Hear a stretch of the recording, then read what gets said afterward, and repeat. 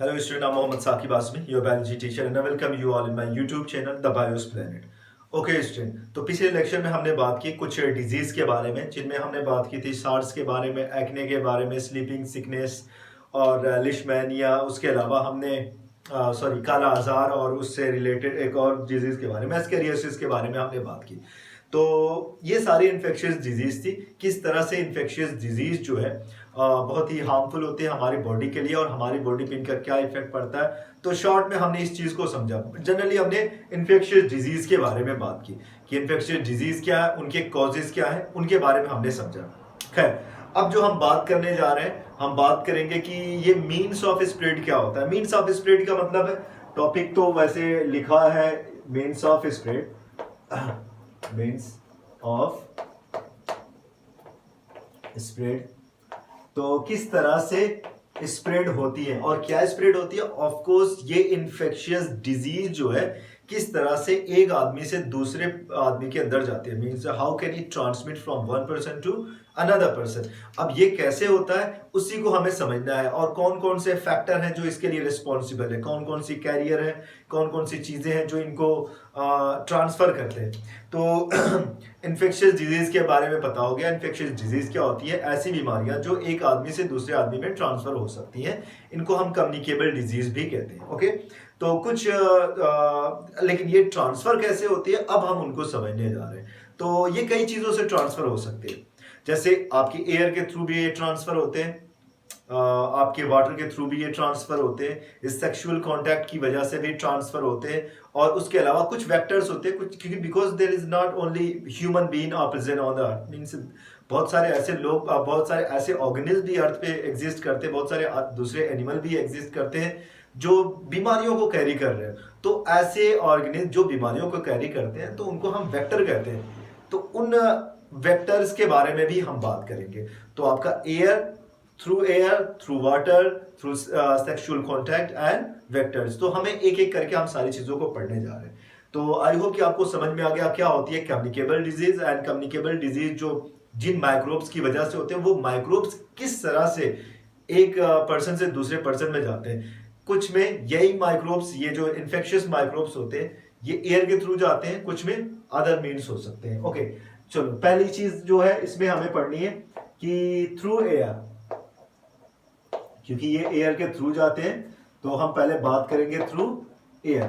तो बहुत सारी बीमारियां हैं जो एयर के थ्रू जाती है। जैसे हम बात करें जैसे होता है ना, एक इन्फेक्टेड पर्सन है, आपको कॉमन कोल्ड हो गया, आपको स्नीजिंग हो रही है, या फिर आपको कफ आ रहा है, लगातार आप कफिंग कर रहे हो। तो कुछ जो स्मॉल ड्रॉपलेट्स होते हैं, तो बहुत सारे स्मॉल ड्रॉपलेट्स जो इन्फेक्टेड पर्सन से कफ और स्नीजिंग के टाइम पे निकलते हैं, वो एयर में प्रेजेंट होते हैं। और जो भी उनके कांटेक्ट में आ जाता है, दूसरा हेल्दी पर्सन उसके कांटेक्ट में आता है, अब ये उसके अंदर चलाते हैं। मींस वो ब्रीथ कर रहा है, उसके अंदर रेस्पिरेटरी ट्रैक्ट के अंदर चले गए, and those virus which are responsible for the common cold, now they are present in those healthy person and they can be responsible for the disease on that healthy person as well। तो उस आदमी से निकल के ये दूसरे आदमी के अंदर चले जाते हैं। तो इसमें जो आपके एनसीईआरटी ने कुछ एग्जांपल दिया हुआ है, वो तीन एग्जांपल उसने दिए हुए। एक तो कॉमन कोल्ड का है, कॉमन कोल्ड का है, जिसके लिए रिस्पॉन्सिबल आपका रीनो वायरस है, रीनो वायरस है। सेकंड जो एग्जांपल उसने दिया हुआ है वो ट्यूबरक्लोसिस,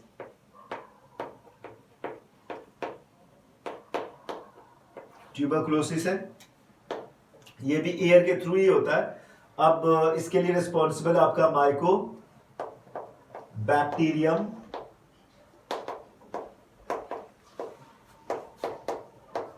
ट्यूबरक्लोसिस है।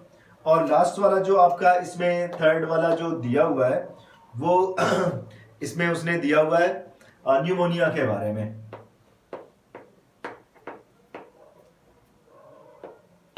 न्यूमोनिया के बारे में दिया हुआ है। अब न्यूमोनिया किस तरह से ट्रांसफर होता है, तो न्यूमोनिया को भी समझ लेते हैं।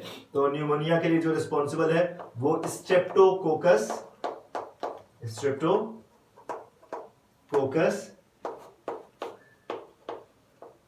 न्यूमोनिया। तो शुरू में मैंने जो डिजीज के बारे में बताया, कम्युनिकेबल डिजीज के बारे में बताया, कुछ बच्चों को कंफ्यूजन था, उन्होंने कहा सर एक बार फिर से हमें वो इन्फेक्शियस डिजीज के बारे में एक बार फिर से बताया था। मैंने शॉर्ट में इसको स्टार्टिंग में बताया था।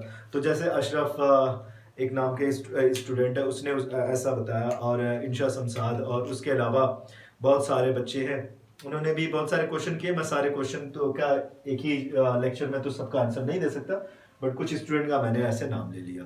तो खैर अब आगे बात करते हैं, तो किस तरह से इनके कॉन्टेक्ट में, देखो ये एक तो ये हो गया।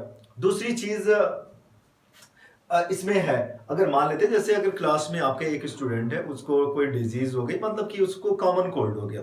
अब सिंपली कॉमन कोल्ड हो गया तो आप देखते हैं कि एक दिन सारे क्लास में मे बी 30-40 स्टूडेंट हैं और सारे स्टूडेंट हेल्दी हैं, और अचानक एक दिन क्या होता है कि एक इन्फेक्टेड पर्सन आता है, मीन्स आपके एक स्टूडेंट क्लास में आता है, वो उसको स्नीजिंग हो रही है, लगातार स्नीजिंग हो रही है, एक स्ट्रॉन्ग कोल्ड हुआ है। तो उस कुछ दिन बाद देखते हैं, 2-3 दिन बाद देखते हैं कि क्लास में कम से कम 6-7 लड़के ऐसे हो गए जिनको स्नीजिंग और कॉमन कोल्ड की प्रॉब्लम हो गई, क्योंकि वो तेजी से फैल रहा है, लोगों के बीच में फैल रहा है, और लोग एक दूसरे एक के बाद एक क्या हो रहा है, इनफैक्ट लोगों की हेल्थ अफेक्टेड हो रही है बिकॉज ऑफ दैट वायरस।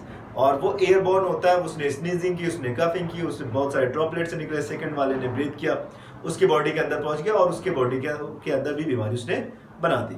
तो ये सारी चीजें हैं।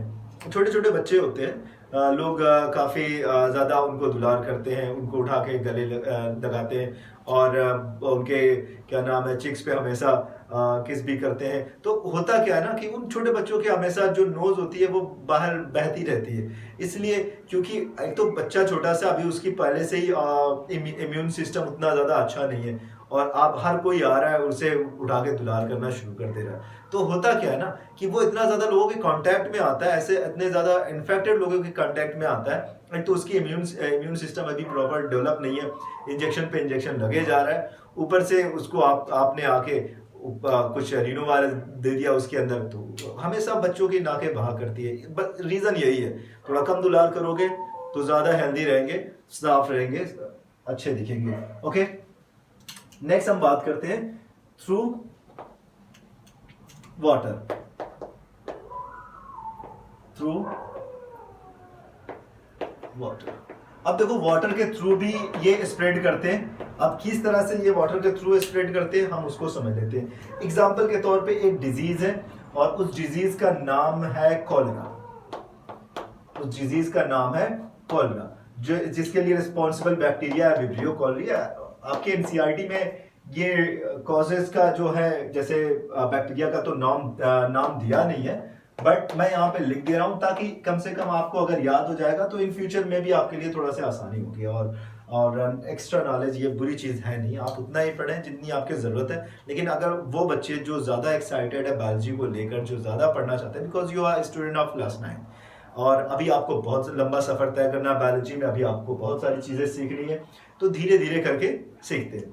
ओके, तो विब्रियो कॉलेरा नाम की वजह से ही कॉलेरा होता है। तो अब होता क्या है ना कि एक इन्फेक्टेड पर्सन है, उसकी बॉडी से एक्सक्रीटा निकला। एक्सक्रीटा मीन्स ह्यूमन एक्सक्रीटा के बारे में, जैसे टॉयलेट के बारे में बात करें, ह्यूमन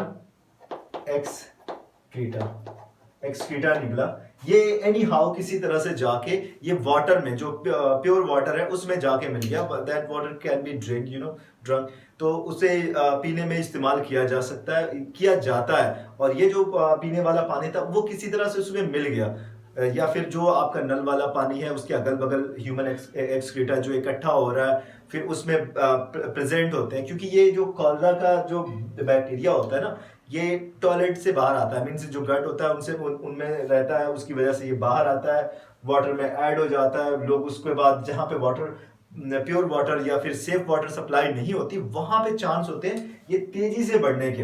तो ये इनका अगर देखा जाए, इनका जो स्प्रेडिंग होती है, इनका जो ट्रांसमिशन होता है वो वाटर के थ्रू होता है। तो ह्यूमन एक्सक्रीटा पोर्टेबल वाटर जो आपका ड्रिंकिंग वाटर है उसमें जाके ये मिल गया, और उसके बाद इसने किसी भी पर्सन को इन्फेक्ट कर दिया। फिर उस पर्सन को कॉलर हो गया। ओके, अब ये तो हो गया थ्रू वाटर के बारे में। नेक्स्ट हम बात करते हैं जो थर्ड वाला आपका है, वो है through sexual contact. Sexual contact, अब सेक्सुअल कांटेक्ट का मतलब है बहुत सारी बीमारियां, जैसे उसने एग्जाम्पल के तौर पे आपकी एनसीईआरटी ने एड्स और सिफिलिस में से किसी एक के बारे में आप उसको समझ लें, जो कि फिजिकल जो कांटेक्ट होता है, सेक्सुअल फिजिकल कांटेक्ट होता है, जिसमें वन पर्सन जो होता है दूसरे पर्सन के साथ सेक्सुअली मैटिंग करता है या फिर उनके बीच में इंटरकोर्स का प्रोसेस होता है। ड्यूरिंग दैट प्रोसेस क्या होता है ना कि कुछ वायरस होते हैं, स्पेशली जैसे HIV वायरस है, वो ट्रांसमिट हो जाता है from one person to another person. अब उसमें लेकिन हाँ ये है कि जो कैजुअल फिजिकल कांटेक्ट होता है, एक तो होता है सेक्सुअल फिजिकल कांटेक्ट है और एक दूसरा कैजुअल फिजिकल कांटेक्ट है। तो जो सेक्सुअल फिजिकल कांटेक्ट होता है उसमें इनके लिए रिस्पॉन्सिबल जो वायरस होते हैं वो ट्रांसमिट होते हैं, मीन्स उनका ट्रांसमिशन होता है, लेकिन from one person to another person. लेकिन जब कैजुअल कांटेक्ट होता है, फॉर एग्जांपल जैसे आप हैंड शेक कर रहे हैं, आप हग कर रहे हैं, आप उनके साथ स्पोर्ट खेल रहे हैं, आप किसिंग कर रहे हैं, और उसके अलावा भी आप जैसे आपने रेसलिंग किया, तो ये उसके लिए रिस्पॉन्सिबल नहीं है। ये सारी चीज़ें ये वो चीज़ें हैं जिनकी वजह से वो जो वायरस है वो ट्रांसमिट नहीं होता। हाँ, कुछ चीज़ें और भी हैं जिनकी वजह से वो ट्रांसमिट हो सकता है। एड्स के जो ट्रांसमिशन के लिए सिर्फ सेक्सुअल फिजिकल कांटेक्ट ही ज़रूरी नहीं है, ये ब्लड टू ब्लड ट्रांसफर भी होता है। आप एक आदमी है,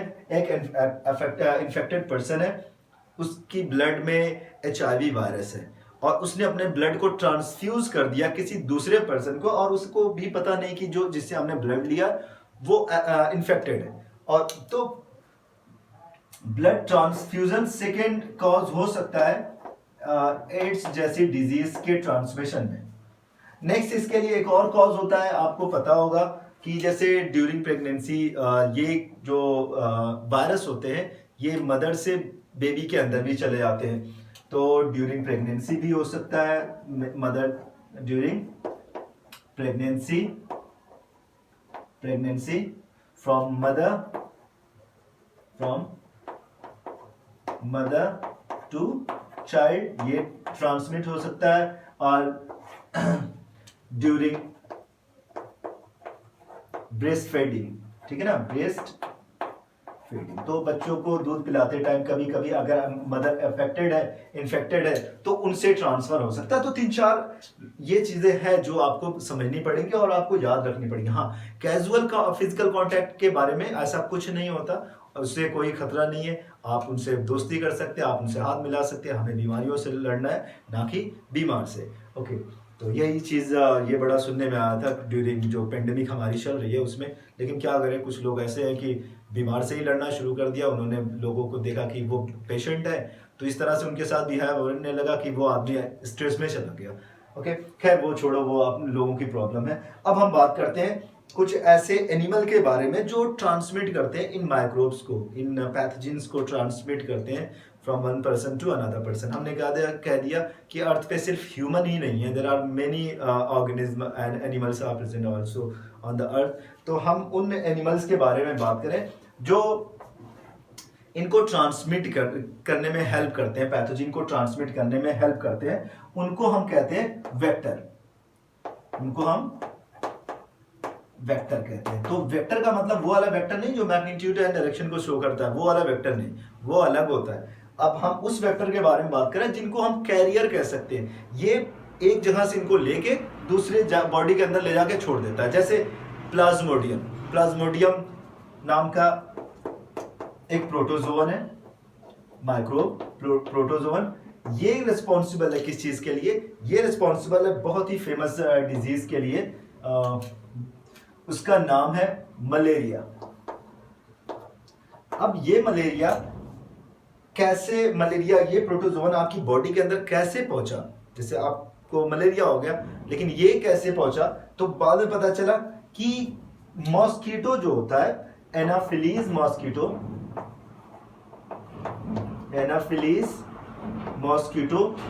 जो है उसने इसको ट्रांसमिट किया। अब कैसे ट्रांसमिट किया आपको ये समझना पड़ेगा। देखो जो फीमेल, स्पेशली फीमेल मॉस्किटो जो होते हैं उनको चाहिए हाईली न्यूट्रिशियस ब्लड, ऐसा ब्लड चाहिए जिसमें ढेर सारा न्यूट्रिशन हो और उनको मजा आती है, ठीक है ना। फीमेल है, सारी फीमेल, नॉट ह्यूमन, आप लोग उस पर ज़्यादा ध्यान नहीं दें। मैं यहाँ पे मॉस्किटो के बारे में बात कर रहा हूँ, आप अपने ऊपर ना लें। अगर कोई फीमेल स्टूडेंट इसको चेक कर रहे हैं तो इसको अपने ऊपर ना लें, बिल्कुल, ठीक है। तो मैं यहाँ पे बता रहा हूँ जैसे कि यहाँ पे क्या है ना कि फीमेल मॉस्किटो हो गया, जैसे फीमेल सीसी फ्लाई हो गया, फीमेल ये वाला हो गया एडीज एजिप्टी हो गया, आपने देखा जो डेंगू के लिए रिस्पॉन्सिबल है, या फिर फीमेल एनाफिलीज मॉस्किटो, जितने भी फीमेल मॉस्किटो खतरनाक होते हैं, ओके। ये आते हैं, एक इन्फेक्टेड पर्सन को बाइट करते हैं, उनसे ब्लड को, हाईली न्यूट्रिशियस ब्लड को निकालते हैं, दूसरे वाले के अंदर ले जाके डाल देते हैं। एक पर्सन तो बीमार था ही पहले, दूसरे को भी ले जाके बीमार करवा देते हैं। तो ये ऐसे ऑर्गेनिज्म होते हैं जो ट्रांसमिट करते हैं डिजीज को from one person to another person. तो ये हो गए आपके 3-4 मीन्स ऑफ ट्रांसफर हो गए, जिन मीन्स ऑफ स्प्रेड हो गए कि किन के थ्रू ये चीजें जाती है। तो through air, through water, through sexual contact and also through vector. तो इन 3-4 चीजों को आप नोट कर लें, आप इनके बारे में पढ़ लें। इंशाल्लाह आगे भी और सारी चीजें पढ़ने को मिलेगी। अभी आज के लेक्चर बस इतना ही। अच्छे से पढ़ते रहें, नोट्स बनाते रहें। कोई क्वेश्चन है तो कमेंट बॉक्स में जरूर लिख के बताएं। Thank you so much.